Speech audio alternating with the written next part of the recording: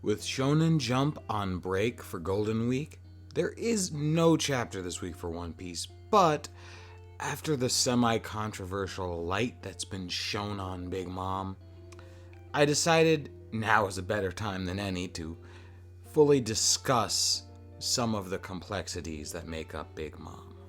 Now, this video did take a lot of time and effort to make, so if you do want to support videos like this, please show your love by pressing that like button. Now, on to the video. First step, remove or dampen any self-imposed view of what it means to be an emperor of the sea. Because it is a common mistake among the fan base to believe that all emperors of the sea need to act in an exact specific fashion, when in reality, they all have very distinct personalities, ideals, and styles with slightly different purposes to play in the story. The only things an emperor truly needs to be, and I'm not saying like what you need to be an emperor, like all the territory and all that stuff. I'm saying the only thing they need to be within the story, within the world, is influential, which of course is kind of quantified through the standards that the fans have kind of shown. Like, yeah, this is what each emperor has.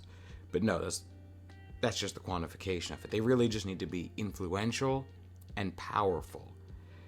But given that most holding the title, aside from Shanks and Whitebeard, the others are direct obstacles for Luffy to overcome. And technically speaking, the other two also needed to fall, or need to.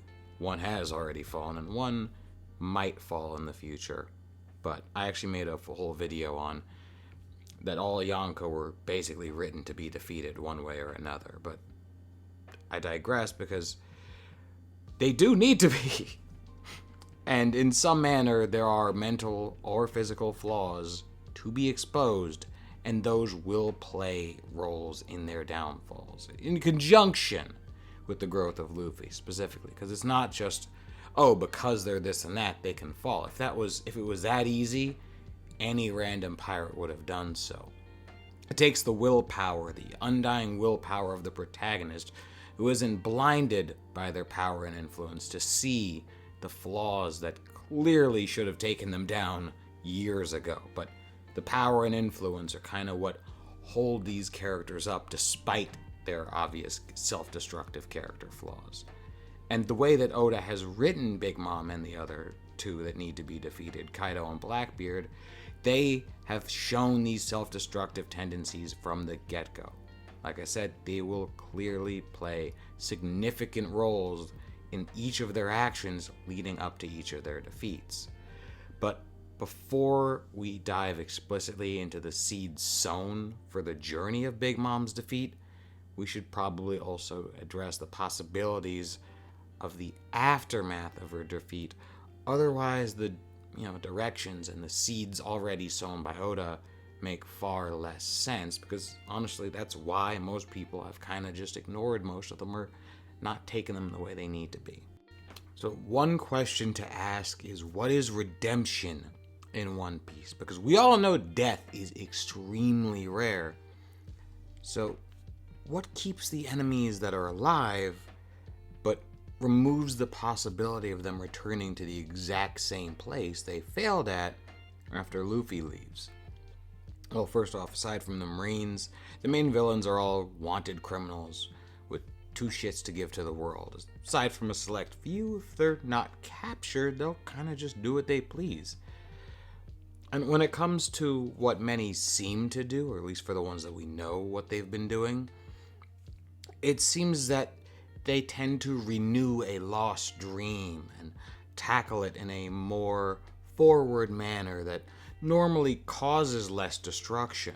Not to say they'll stop all despicable activities, but their paths are, in comparison, far less outwardly evil compared to their previous actions. And they tend to come in different forms and varieties. For example, some become direct allies like Hancock.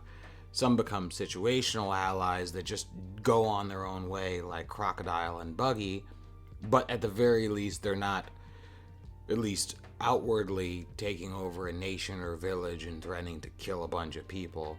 They're just going on a more forward path, although still a little bit of mechanical plots and stuff, but they're not doing the same exact song and dance. And there is a significant change, but it's not like outwardly. Yet it is at the same time. They're no longer the same people they were before Luffy smacked them in the face, or smacked their pride in the face, like Hancock. He didn't punch her, but he definitely punched her in the feels. Ugh. And personally, given Big Mom's occasionally lenient, albeit food-centric code, given her past traumas and negative influences, is actually quite clear to see a path or a few different ways to go down that path of redemption if Oda so chooses. Now we can fully dive into exactly what makes Big Mom her own terrifying yet tragic existence. And I probably should have said this in the beginning, but this video will contain manga spoilers from this point onwards. So if you're an anime only, continue at your own risk, but sincerely thank you for making it this far, and I hope you actually got something to take away from this video, and feel free to use the time codes below if you want to skip to the conclusion for my final thoughts without spoilers.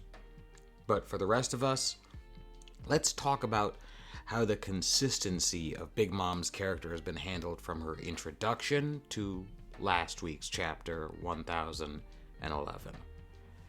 Now, on paper as an individual, she protects territories with the compensation of food, although it's more the clout of her name doing the protection, as we were shown in Fishman Island when the internal conflict that took place within that arc was not intercepted by her, but the fallout of it, aka the destruction of the candy factories, almost incurred her wrath. However, like the way she bartered for the treasure in exchange for the missing food, in a conversation in which she was literally challenged by Luffy, she was still completely capable of resolving the matters peacefully, which shows that she can do so if she feels so. And remember, at the end of the day, she is a pirate who is free to do as she feels, so her willingness to bargain in that scenario, all the way back then, showed a decent amount of code amongst the emperors that's second only to Shanks, who, as we all know, he's extremely friendly to Luffy and his allies, but he's still capable of a level of cruelty, as Kid's lack of an arm shows. So they're all pirates at the end of the day with their own code of honor, and she does have one. Now, as for her treatment of kids, it was shown explicitly with her youngest child back in Whole Cake Island, and on top of Prometheus specifying that her mother mode only comes out every now and then, or at least in the official translation, with little children in particular, also from the official translation. Her occasional cruelty towards her older children isn't out of the question.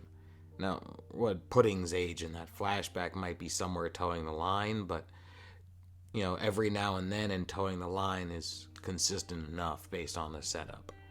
And as for using it with Tama, but not Momo when he was about to be executed by Kaido, it can be pointed out that it was Tama in particular amongst the two of them that interacted with Olin one-on-one, which earned her a soft spot in Big Mom's mind, while Momo was mostly just present.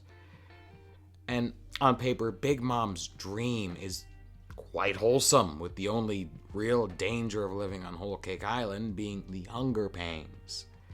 So if somehow those got taken care of during her redemption by Chopper or some other means, then living under her would probably be one of the safer ways to live in the New World when you actually think about it.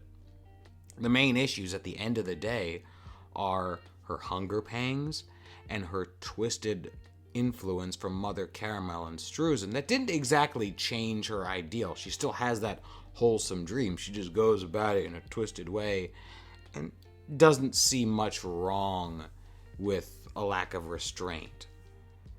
And, combined with the potential suppressed trauma of abandonment from her parents, and possibly even the accidental demise of her fellow orphans and Mother Caramel, possibly hinted at her own hands. I say hinted, but it's pretty much clear as day. Just can't show that things in a magazine for young children.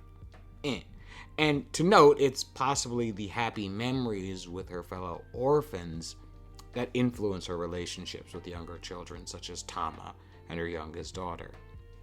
But overall, if Big Mom can overcome her hunger pangs, taking most of the randomized factor out of her character, and even slightly look past her bad influences and trauma, I think she'd be a far less destructive force, at least.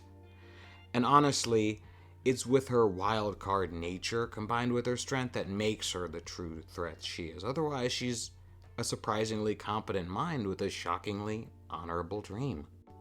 Now, to close out, I should probably point out that all of this came from an open mindset, and I'm neither a hater or stan for Big Mom.